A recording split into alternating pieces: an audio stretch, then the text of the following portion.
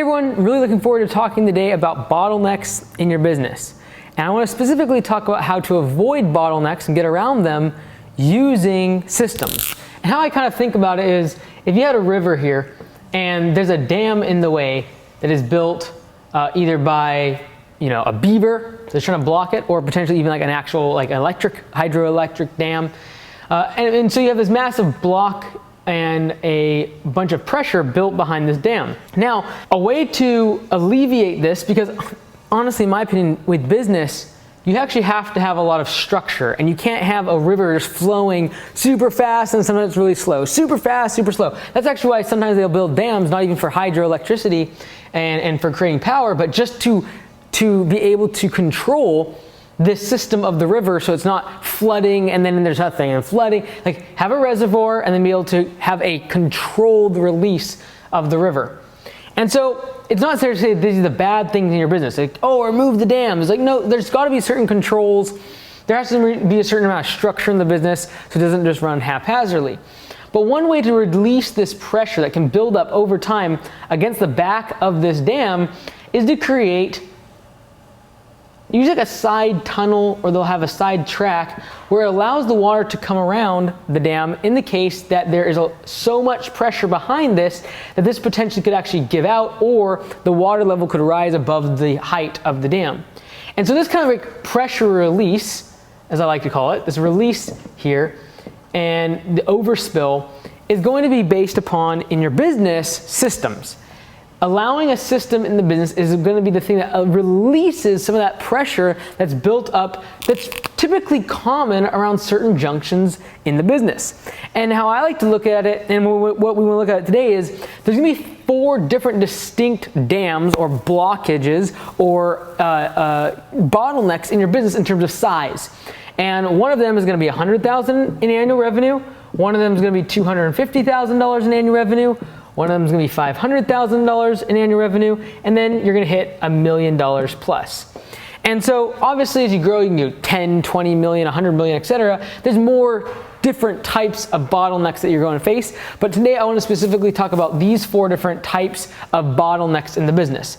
Now, when we think of bottlenecks, we don't necessarily usually think of a dam like I just drew out. What we think about is sort of like the top of a 2-liter bottle. And that is where you have a whole bunch of, if you throw Mentos into a Diet Pepsi, for example, and a Diet Coke, and you throw it in there, why does it blow up? Why? Because it has this tiny little hole in the top that all of the pressure built up in the bottle is released through, and that makes it have a high velocity and spray way up into the air.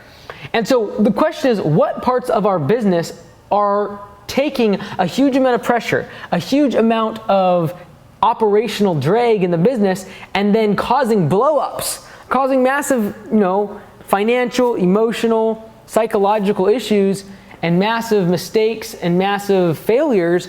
This is the result of this bottleneck. Because honestly, if you have a bowl like this, and you put Diet Pepsi in here, Diet Coke, and then you throw some Mentos in, it just fizzles. It doesn't even like blow up. The same amount of pressure, the same amount of chemical reaction happens. However, because there's no bottleneck, it literally just kind of like, fizzles off in terms of the gas, and there's no big explosion. You don't get someone spraying 10, 20 feet in the air like you do here, because in this case, you have a bottleneck. So in your business, the question is, what are the bottlenecks that are taking the pressure that's going to be natural in your business? It's not going to be easy. It's going to be very difficult.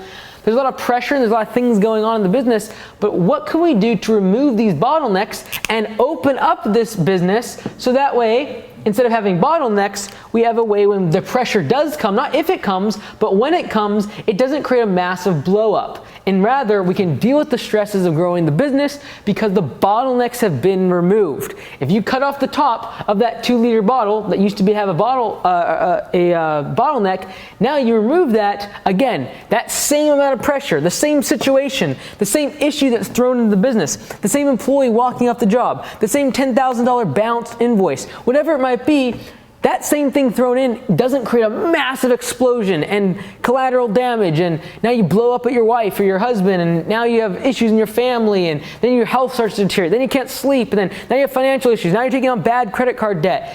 that stuff doesn't happen as long as you can remove the bottlenecks. So that is the goal of today, is to walk through what are the bottlenecks at each of these 4 stages in business and what can we do to eliminate them, all right? So I'm going to talk about these 4 different stages because at every stage there's different type of bottlenecks that I typically see most common at that size of business. Because the same bottleneck that you have at $100,000 in annual revenue is not going to be the same bottlenecks, the same things that are typically going to be that pinch point, that dam, the thing that blocks up and creates pressure, is not going to be the same at $1 million in annual revenue, all right? So I want to talk about that from really stages of growth, starting off with $100,000. Okay, now $100,000 in annual revenue, typically you're working by yourself full time, usually some pretty long hours if you're getting that $90,000, $100,000 marker, but very doable to do $100,000 in annual revenue by yourself. Now at this stage in the business, the bottlenecks that you're going to be facing are mostly physical, okay? And these are going to be more evident bottlenecks if you are older, because if you're doing the physical work, whether that be like mowing lawns, doing landscaping, doing roofing, doing fencing, or doing the physical work of like at a retail store, you're selling every single thing, you're the person behind the cash register, you're the one stocking shelves, you're doing everything. You're typically going to have physical constraints on you because you have limited number of hours, you have limited physical capacity, and if you're out doing physical labor all day long, you better be very clear that you're going to be the bottleneck in that business. Physically, you're going to be the bottleneck. You might have a whole bunch of other potential, but because you are bottlenecked at $100,000 in annual revenue, you're just going to start physically breaking down if you stay at this level and start to, again, allow this physical constraint to be a part of the business that is the bottleneck, okay? And so the question is, well, how do we get around this stage of growth and the stage of growth of $100,000 in revenue? How do I get beyond that? How do I get to $250,000 in annual revenue? Well, in order to do this without a massive blow up, you're going to need to remove a bottleneck. Now, what are the bottlenecks that I typically see being in this first stage?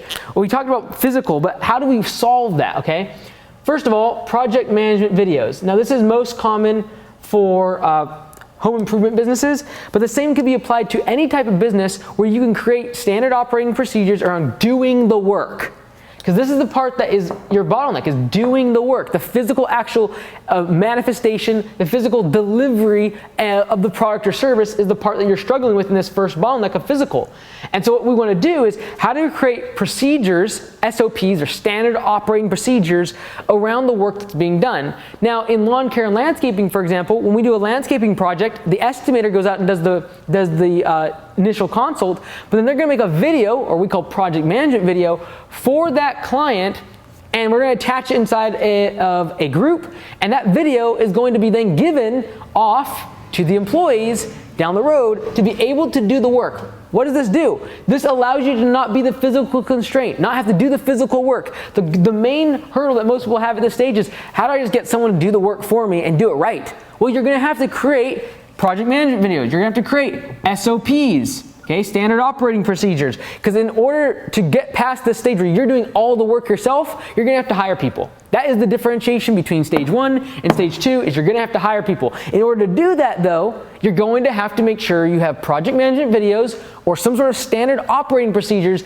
documented with video to be able to give to a potential employee so you can move on and grow the business without a massive explosion. Because what happens is most people will do this. They won't create SOPs, they won't create project management videos. So what happens, either A, they, as the physical constraint, the physical bottleneck in the business, will overwork themselves and lead to a massive, heart attack. Something really physically, they start to fall apart, especially if they're older. Or 2, they'll hire people, but because they don't have the project management videos, because they don't have standard operating procedures, that bottleneck again blows up, and they're like, oh, I can't find employees. Everyone's, it's just so hard to find people, and no one works out, no one works as hard as me. Why? You haven't created standard operating procedures. You haven't created project management videos to give them the tools and the step-by-step guide of how to do the physical work so that you don't have to. All right, and 80% of business owners will never get past this first stage of growth because they fail to remove the number one bottleneck, which is physical bottlenecks. And to get around that dam, that release point, you're going to need project management videos and SOPs. What are those? Those are the systems required to get around the bottleneck. Okay, so over here we have systems required to get around the physical bottlenecks of growing your business past $100,000 in annual revenue. Now, another system, another procedure you're going to need to be able to hire people is you're going to need some sort of orientation and training program. Okay, this is again another system that needs to be created in order to get around the bottleneck and the dam of physical constraint. Okay, and that's what's going to be needed just to get past 250. Now, I see some business owners doing 500, 700, 800,000 in revenue, and still they have not done these things. And typically that's the person who will burn out or run a very unprofitable business because they've never even solved these issues. And so you say, well, how do they grow their business past the first stage of growth? Probably because they're just crazy hard, dropping pens. Probably just because they're crazy hard workers and they simply just will themselves into growing their business. And that's fine, that's awesome, all power to them. However, you can absolutely do this without a massive blow up, without physically falling apart, without financially falling apart, without going into massive amounts of debt on all your trucks and equipment and having employees scream at you in the face. You can get around these things by having these systems in place prior to moving to the next stage. Okay, so I'd really recommend before you start growing your business, make sure you have a project management videos in place. Make sure you have standard operating procedures on a video. Make sure you have an orientation and a training program, a checklist for new employees to be able to be like, yes, I did that. Yes, I know how to do that. Yes, I know how to do that. And then like, okay, you are now officially through the first 2 weeks of training. An orientation process. It should not be, hey, show up to work, here's your uniform, jump in the truck, go. Like, they like, okay, well, who do I ask to get time off? How do I move up inside this organization? Is there any bonus program? Like, what about medical benefits? Like, who do I ask about that? Like, these are things that are really important for the employee. And if you're not answering those questions in the orientation, you can promise yourself that they're probably not going to be as engaged. And so if people wonder why, well, man, I can't keep employees past a week or two, they just show up and then they just stop showing up all of a sudden. Well, they might have a whole bunch of questions that you could answer in the first 15 or 20 minutes if you just had an orientation and a training checklist and some sort of system to get them onboarded. Again, what is that doing? All of that's allowing you to have hiring. And that hiring is going to be the thing that allows you to get around the physical constraint and bottleneck that's going to keep you from growing sustainably past $100,000 in annual revenue. Now, this next one is what I call mechanical, and you could even just call it technical.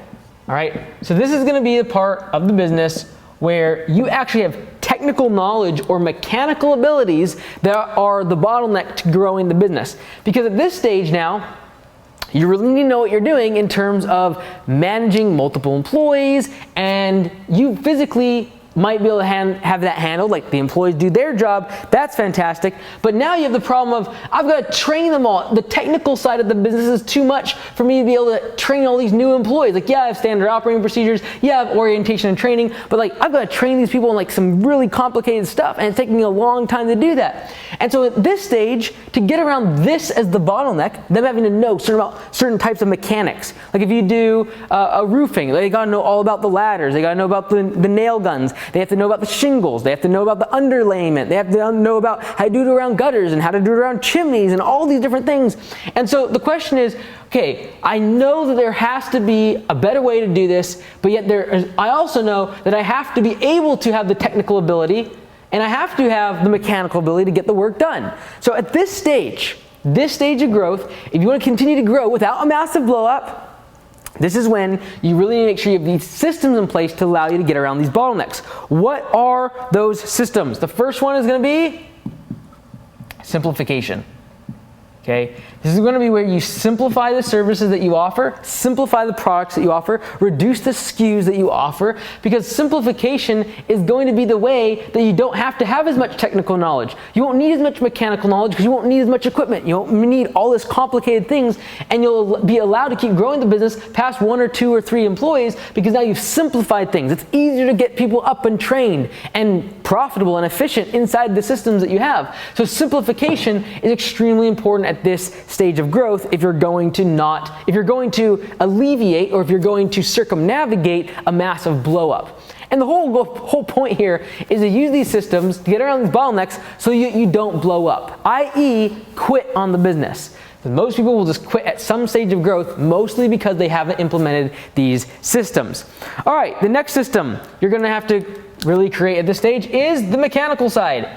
All right, mechanical. Especially if you're someone like myself, there's parts of the business that I have no idea how to do in terms of like fixing things like mowers and trucks and trailers and equipment. I have no idea what I'm doing. So what am I gonna do? I'm gonna create some sort of a mechanical system.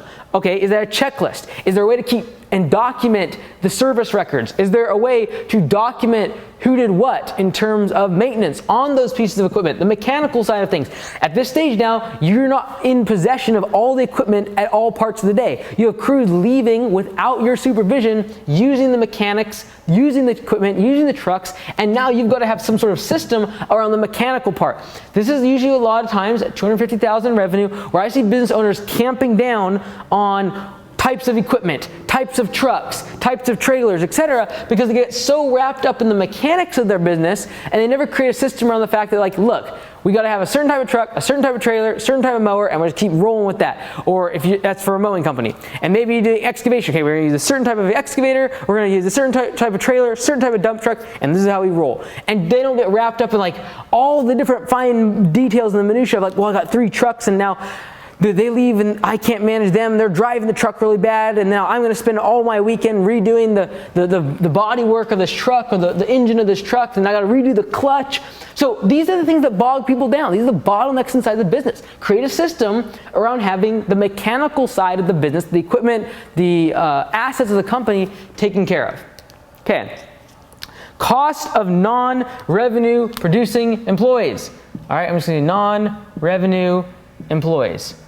These are what starts to crop up after 250,000, and that is employees that do not generate revenue. Rather, they are office, admin, mechanics, lead technicians. They are managers, quote unquote, operations managers, project managers, random managers that basically do not produce revenue. Very scary at 250,000 in revenue to be having a lot of employees or staff that are not producing revenue, non-revenue producing employees. At this stage of the business, you've got to create a system around how do I reduce that as much as possible? Can I outsource my office staff? Can I outsource the person that does the mechanical side of the business? Can I outsource these things so that I do not have non-revenue producing employees on the payroll? It will suck the profit out of your business, especially at 200, 300,000 in revenue.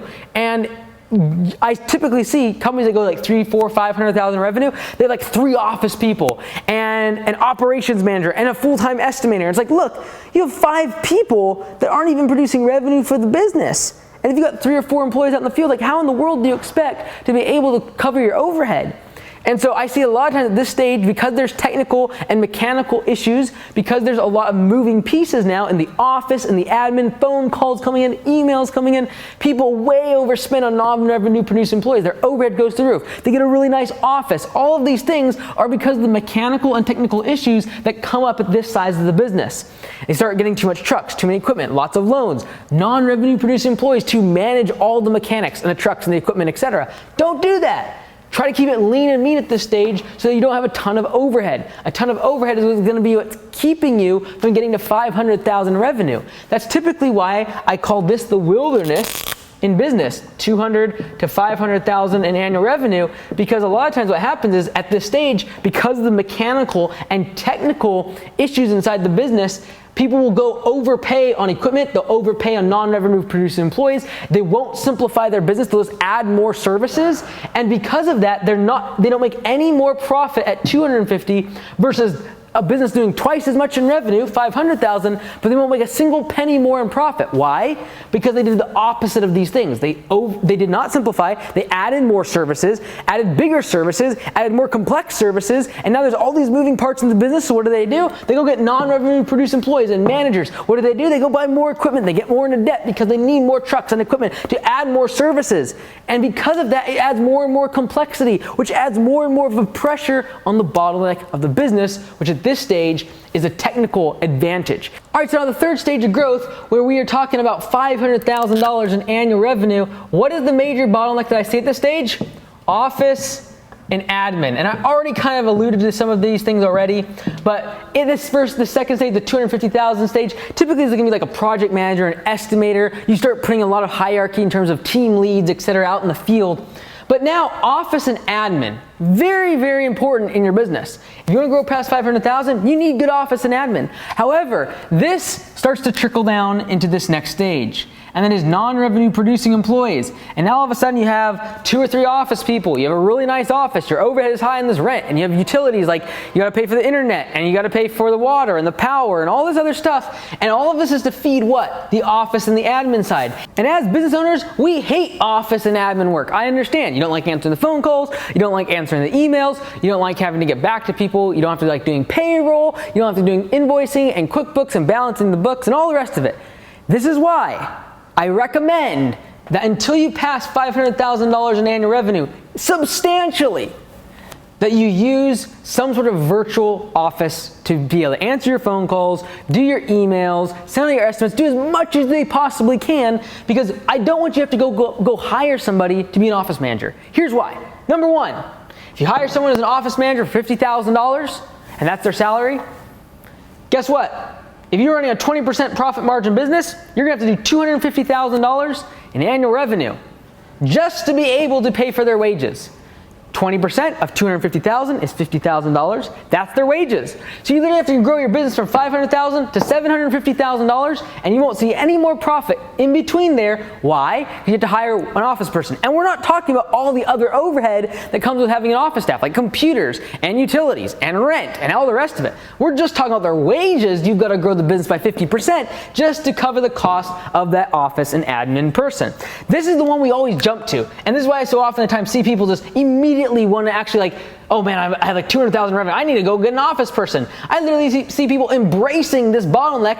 And the reason I call it a bottleneck is because I don't want all the keys to my customers' knowledge, to what's going on in my routes and my dispatch, and to my billing and my invoicing. I don't want all that locked up in the mind of one person. And so often the times I see businesses that are doing $600,000, $700,000, $800,000 in annual revenue, and they have an office manager who leaves, and the business just falls apart because they were the bottleneck.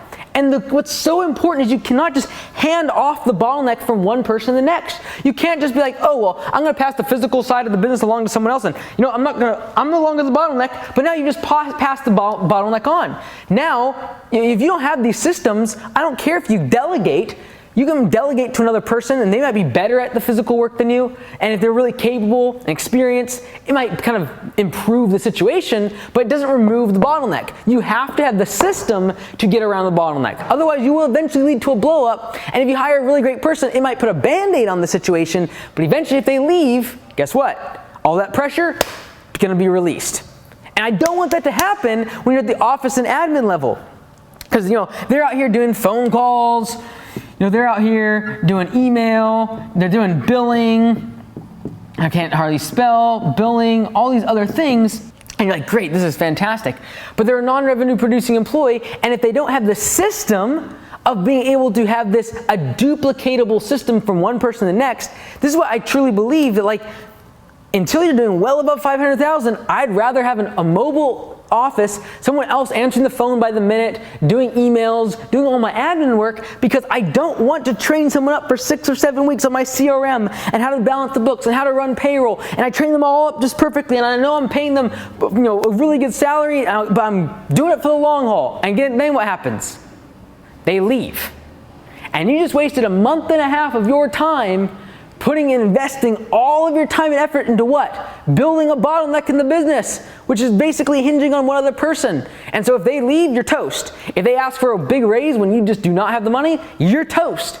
I don't want to create that bottleneck inside of the business. I want to allow as much as possible for my phone, email, billing. All of this needs to be simplified and then handed off to someone else that can do it by the minute or virtually. Have someone else do it. Have 2 people do it virtually, part-time, however you want to break it up. I really could care less, but I don't want the bottleneck of your business to be built around 1 person, 2 people in an office, and all of a sudden you have a bunch of overhead, non-revenue producing employees, but most importantly, you've created a bottleneck in the business. Now, a lot of times, the office and the admin side is taken care of by the spouse of the owner, and this works out really good, as long as they stay spouses. And so you got to make sure if you're going to build a business, I don't want my personal life, I don't want relationships, I don't want my health, I don't want anything to disrupt the business.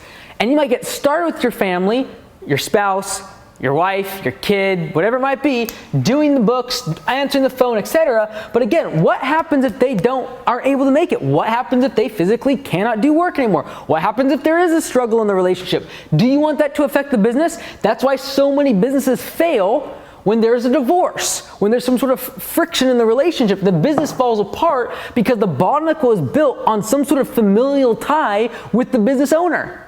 And so if that ever gets broken, the business is kaput. And you've created a bottleneck around the office and the admin side because now depending on a different factor outside the success of the business. I don't want to do that. And it could be a good place to get started, but just remember, you are building a bottleneck around the family side of the business instead of actually getting the work done in a way that has systems and procedures. Because guess what? If your spouse is doing your books, it's really easy to communicate with them. It's really easy to be like, hey, what'd so-and-so say, customer? What did they say in the email? Oh, what was their message about the other day? Because you're always with them. It's so easy to be able to it seems easier just to do office and admin inside of your family. The problem is, what if that goes away and now all of my systems depends on me being with the person all day long? Well, that's a problem. Because if I have to get an office person who's not my wife, who is not my spouse, who's not my husband, who's not my kid, and I don't get to see them all the time, I don't have that connection with them, do I have the systems to be able to actually run the business efficiently? And again, this is going to be the systems for, your phone service. Okay? You're going to need a system for onboarding clients. What emails do you send them when they need a job scheduled? You're going to need a system for leads or sales. These are all systems that you're going to need. You're going to need a CRM. You're going to need to know how to do your QuickBooks or balancing the books and doing your balance sheet and doing your financial statements. These are all parts of admin and office that you will need to create a system around if you want to continue growing the business and not have bottlenecks. You can, and most people do, build their business past $500,000 in revenue, and they still will have multiple bottlenecks inside the business. It's not to say that you cannot grow the business past this stage with these bottlenecks. It is simply to say that if you want to build the business past these markers, you're going to need these red systems at each of these stages in order to be able to build the business without bottlenecks that down the road are literally like a ticking time bomb and could blow up at any point. And that's why most small businesses fail. Because all of a sudden, they fall apart physically. All of a sudden, the technical people that they've hired, that they put all the responsibility for a certain part of the business, the actual doing part of the business, they all of a sudden leave. Or office and admin, all of a sudden, the one person, they had all the trade secrets, only person knew how to get into all the software and run the books and everything. Well, they pass away or they move. And now what? What happens, honestly? Most businesses go half the size the next year. They think, oh, well, Sally always ran the books and she knew all the routes, and now we don't have her, so I'm going to learn a new software. It's going to take me all next 3 or 4 months. We're just going to cut back our staff, and we're going to grow back to 250. That's what happens all of the time, and that's what I'm trying to prevent for you right now. Last stage of growth, $1 million in annual revenue. And at this stage, the typical bottlenecks that I see, $1 million plus. I'm going to go over that now. Now, again, if you like this type of content, I'm going to be starting to drop one of these every single month on MBAforentrepreneurs.com and LandscapeBusinessCourse.com. More specifically, LandscapeBusinessCourse.com is going to be for landscaping companies and lawn care companies, and more general topics like this are going to be for MBA for Entrepreneurs. So check out both of those. More generic service-based businesses, check out MBAforentrepreneurs.com. If you're a landscaper, if you do lawn care, I highly recommend LandscapeBusinessCourse.com because I'm going to be doing a lot more larger content like this. We are creating final exams for all the current curriculum, and then once you're past that, you're able to start unlocking the monthly lectures that are going to be more in depth, such as this one. All right, at $1 million plus in revenue, the business is good. We've gotten through those other stages. Maybe you have or maybe you have not implemented all these systems so that each of these bottlenecks can be removed or circumnavigated. But now let's talk about some of the bottlenecks that will happen at this stage of business and what you will need to do to get around them. You'll need some sort of decision-making process, okay? This one is tough, decision-making process. Okay, so now at this stage of growth, $1 million plus in revenue, you're gonna have decisions in the business. You've got to have a process of coming to the right decision based upon all these inputs, because no longer are you doing the physical work. No longer do you have the mechanical, technical knowledge of all aspects of the business. No longer do you have the office or admin side that you are doing, because you've eliminated them as your responsibility, as you the bottleneck. So now you've got to take all of these inputs, because they're all important parts of the business. It's not to say that these things are not important. They can just become bottlenecks, and they typically do at these sizes of business. But even once you've grown past it, you've got to take these inputs and now run it through some sort of decision-making process, which means you've got to have goals, you've got to have objectives, and you've got to have a clear defined future of what the business is going to do, and that is usually going to be the determining factor of what decisions you make using these inputs. Does the output of these inputs lead you in the direction of the future that you want for the business? The goals that you have, the size of business that you want to grow, you've got to create a decision-making process. And that's a fancy way for saying, like, have a plan for the company, know what you want from a 5-10 year perspective. How big of a business do you want to grow? What does your role look like in 5 or 10 years? Because that is the decision-making process that everything needs to be filtered through. All of the inputs need to come through this decision-making process, and ask yourself the question, does this get me closer to my goal? Is this moving the company in the direction that I want it to go long term? All right, another thing that you're gonna have to start doing is creating a system around delegation, because all of these things that I talked about here are all important.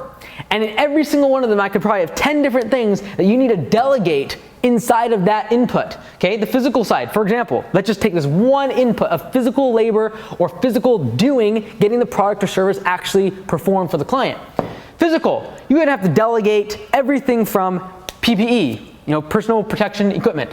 You're gonna have to do the physical work, and you're gonna have to actually, like, tires, equipment, all these other parts of the business, you're gonna have to start delegating. And you're gonna have to get really good at delegating when you're at $1 million plus in revenue, because you're gonna have 10, 15, 20 employees at this point, and you better make sure you're not the one that's out there, like, every single morning checking every single thing. You'll run yourself crazy. And I typically see people doing $1 million in revenue, plus, if they have not created all of these systems at each stage of their growth, what happens? They run $1 million business all right, but it runs them.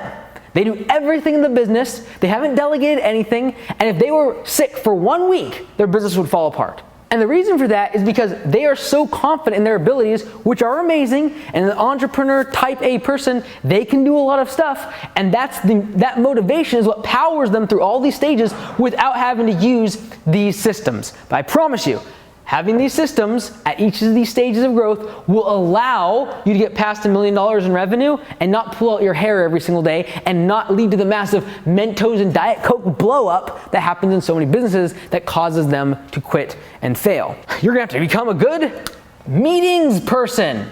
All right, meetings. Everyone hates on meetings. Meetings are so important. I actually really enjoy meetings, and it's something that must be done at this size of business. Back here, you could be like, hey, you do this, and you do this, and hey, I'll chat with you after work and see what you're up to and all the rest of it.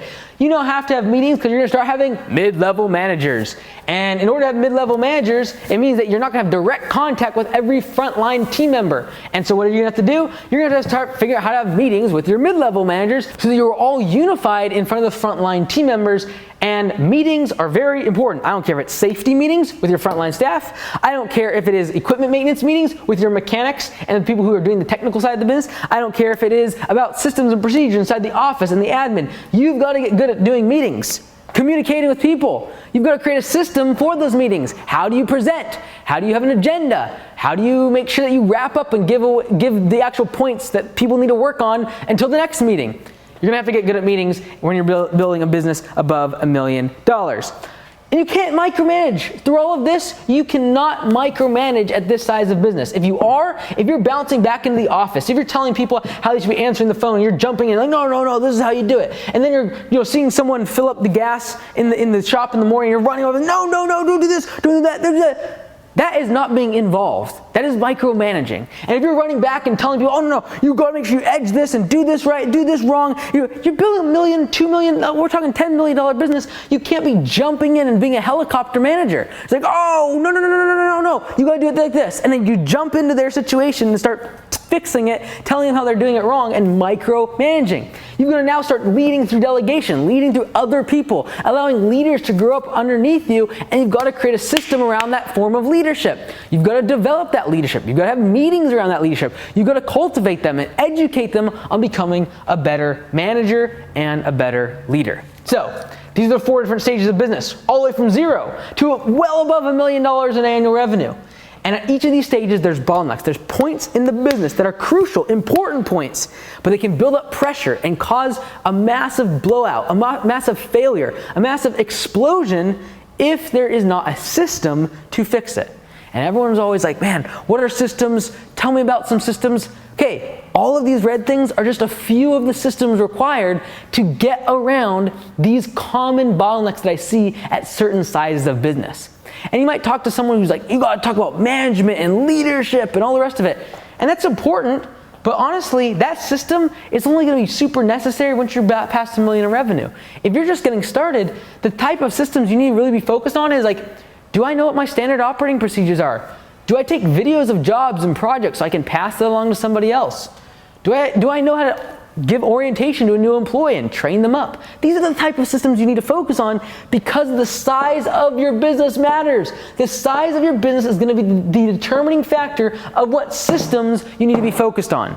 So when you listen to me or anyone else talk about systems and procedures, you've got to ask yourself, what size of business are they talking about? Because it really does matter what systems you implement at certain sizes of business and which ones are most important to implement when you're small versus when you're big.